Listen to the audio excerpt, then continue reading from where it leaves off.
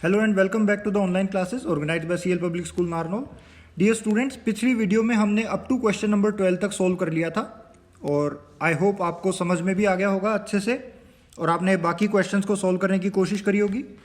पिछली जो zoom meeting थी हमारी, उसमें हमने ये वाला क्वेश्चन भी सोल्व कर लिया था। क्वेश्चन नंबर 22 ट्रिग्नोमेट्रिक आइडेंटिटीज पर बेस्ड है। क्वेश्चन नंबर 23 भी हमने सोल्व कर लिया था, ये भी ट्रिग्नोमेट्रिक आइडेंटिटीज पर बेस्ड है। अब सबसे पहले हम डिस्कस करेंगे क्वेश्चन नंबर 13। 14 और 15 आपसे हो जाएगा, डायरेक्ट फॉर्मूला बेस्ड क्वेश्चन है। क्लास में हमने इस तरह के बहुत सारे क्वेश्चंस पहले भी किए हुए हैं। 16 बिल्कुल आसान है, ये भी हो जाएगा।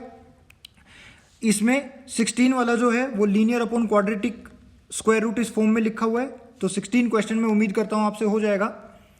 फिर क्वेश्चन नंबर 17 एक न्यू फॉर्मूला बेस्ड क्वेश्चन है और वो न्यू फॉर्मूला हमने पिछली जूम मीटिंग में पढ़ा था।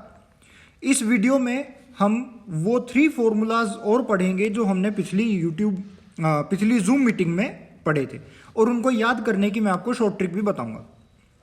तो स्टूडेंट, क्वेश्चन नंबर 17 इस तरीके से रहेगा। आइए अब सबसे पहले डिस्कस करते हैं क्वेश्चन नंबर 13। और जब हम ये फॉर्मूलाज पढ़ लेंगे उसके बाद क्वेश्चन नंबर 11 को एक बार हम दोबारा से सोल्व करेंगे। ओके, अभी हम क्वेश्चन नंबर 11 को पिछली वीडियो में ऐसे कर रहे थे कि a plus x upon a minus x है, dx है। तो ये जो क्वेश्चन होता है ये इस फॉर्मेट का है, square root of linear 1 upon square root of linear 2।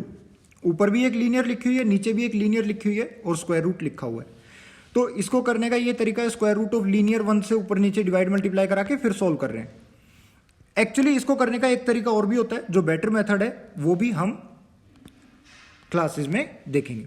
ठीक है, तो आप कनेक्टेड रहिए। अब देखते हैं क्वेश्चन नंबर 13। तो हर बार की तरह एक बार आप क्वेश्चन को अपनी साइड से करने की कोशिश करो। क्वेश्चन नंबर 13 को करने की कोशिश करो।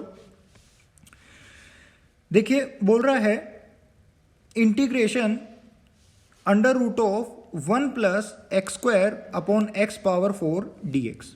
देखिए स्टूडेंट्स, मैंने आपको पहले भी बताया है कि इंटीग्रेशन के क्वेश्चंस को करने के एक से ज्यादा तरीके हो सकते हैं। तो एक चीज हमने ये देखी हुई है अभी तक कि जैसे ही हमको 1 plus x square square root में या फिर कैसे भी अगर हमको 1 प्लस एक्स स्क्वायर कहीं पर भी दिखाई देगा तो एक तरीका हम ये कर सकते हैं कि x को पुट कर दें tan थीटा और फिर शायद बात बन जाए। सब्स्टिट्यूशन में एक तरीका ये हो सकता है कि हम x को पुट कर दें tan थीटा। तो अभी हम ब्लाइंडली एक काम करते हैं, x को पुट कर देते हैं tan थीटा। तो मैं इसको यहां लिखता हूं ताकि आपको साफ साफ दिखाई दे। Put x equal to tan theta. तो अगर हम x को tan थीटा पुट कर देंगे तो इसका क्या मतलब है, डिफरेंशिएट करते हैं तो dx is equal to secant square theta D theta. Right, अब ये जो क्वेश्चन है 1 plus x square upon x power 4, इसमें ये सारी वैल्यूज हम पुट करा देते हैं। तो एग्जाम में मैंने आपको बताया हुआ ही है क्या तरीका रहेगा लिखने का। सबसे पहले लिखोगे i is equal to this, let i is equal to this. So this implies that I is equal to integration under root of 1 plus tan square theta multiplied by dx की जगह लिखेंगे secant square theta d theta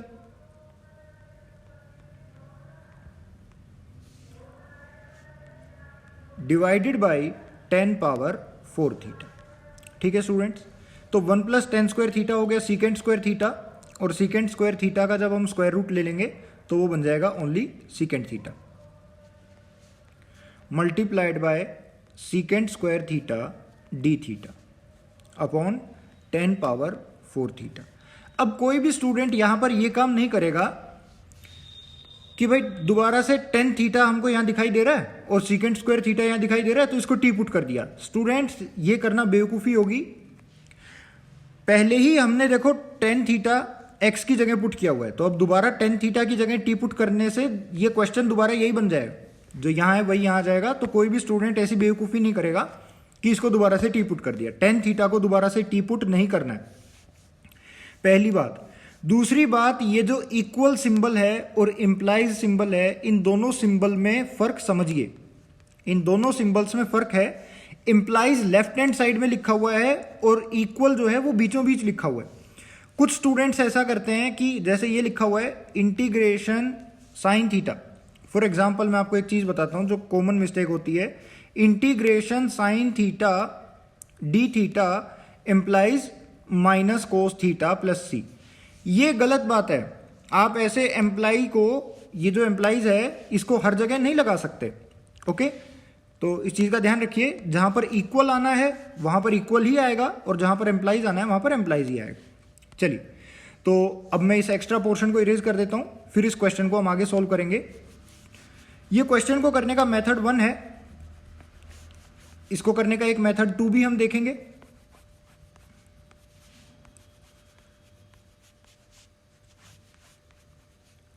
चलिए, तो फिर इसके बाद that is equal to, ये बन गया सीकेंट क्यूब थीटा अपॉन 10 की power 4 theta D theta. Alright, बेहद इंपॉर्टेंट क्वेश्चन है।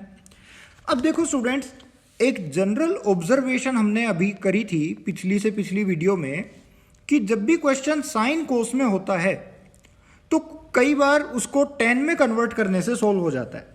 अब ये कोई हार्ड एंड फास्ट रूल नहीं है, ये कोई रूल नहीं है कि 10 थीटा में कन्वर्ट करने से ही सोल्व होगा और साइन थीटा में कन्वर्ट करने से सोल्व नहीं होगा। देखो, अब इस क्वेश्चन को आगे हमको सोल्व करना है, तो एक काम करते हैं, हम इसको साइन कोस में कन्वर्ट कर लेते हैं। एक बार साइन कोस में कन्वर्ट करके देखते हैं कि क्या होता है।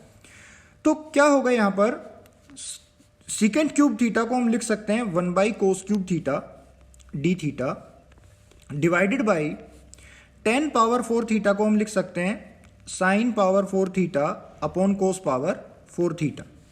ठीक है, यहां ये सोल्व हो जाएगा और ऊपर चला जाएगा कोस थीटा और नीचे बन जाएगा sine power 4 theta D theta. ठीक है स्टूडेंट्स, अब देखो, इसके बाद ऊपर बन गया कोस थीटा, नीचे लिखा हुआ है साइन पावर 4 थीटा। तो अब यहां पर हम पुट कर देंगे, put sine theta is equal to z. Sine theta को जेड पुट कर देंगे, तो this implies that cos theta D theta is equal to d z. ठीक है, cos theta D theta d z में चला जाएगा, तो ये बन जाएगा that is equal to integration d z upon z power 4, d z upon z power 4, यानी कि z power -4 plus 1 upon -4 plus 1 plus constant of integration c। तो ये बन जाएगा -1/3 z cube plus constant of integration c। ठीक है students, अभी देखो काम खत्म नहीं हुआ है, क्वेश्चन को हम यहां नहीं छोड़ सकते।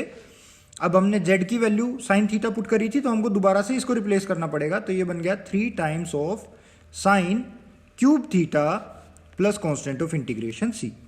ठीक है, -1/3 sine cube theta plus constant of integration c। Question को हम यहां पर भी नहीं छोड़ सकते हैं, क्योंकि हमको आंसर लिखना होगा x की टर्म्स में, x की टर्म्स में आंसर लिखना होगा। तो अब आप एक चीज यहां से देखिए कि x is equal to 10 theta है, x is equal to 10 theta है, और यहां पर लिखा हुआ है साइन क्यूब थीटा।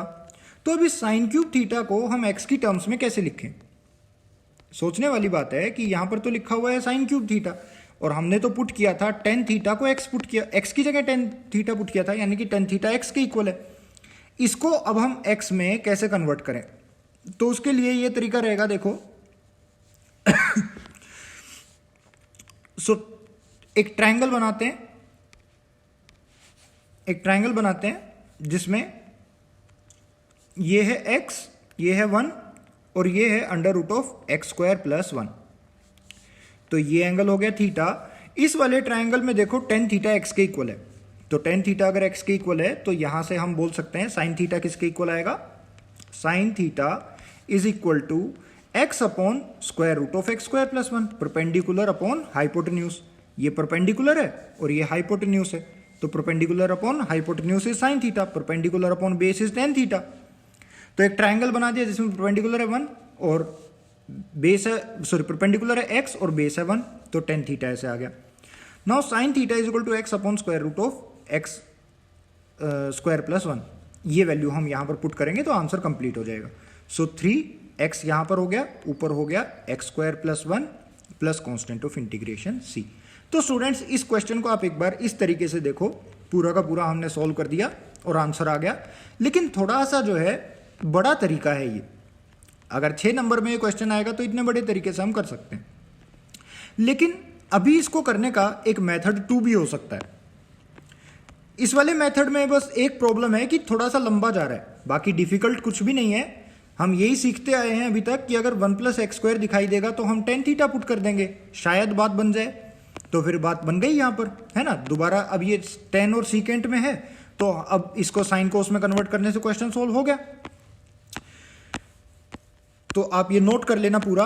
अब देखो, इसको करने का एक मेथड 2 भी हो सकता है, जो कि रिलेटिवली ज़्यादा सिंपल है और छोटा भी है। ये लिखा हुआ है, तो मेथड 2 में क्या रहेगा, ऊपर से x² कॉमन ले लो, ऊपर से x² कॉमन ले लो। मैंने आपको बताया था क्लास में, जब भी ऐसे स्क्वायर रूट और ये सारी चीज़ें होती हैं, कई बार क्वेश्चन सोल्व हो जाता है जब हम x की हाईएस्ट पावर कॉमन लेते हैं, taking highest power of x common, taking highest power of x common. चलो, ये वीडियो की लेंथ ज़्यादा लंबी हो जाएगी, मैं नेक्स्ट वीडियो में ये मेथड डिस्कस करता हूँ। Okay student, thank you for watching.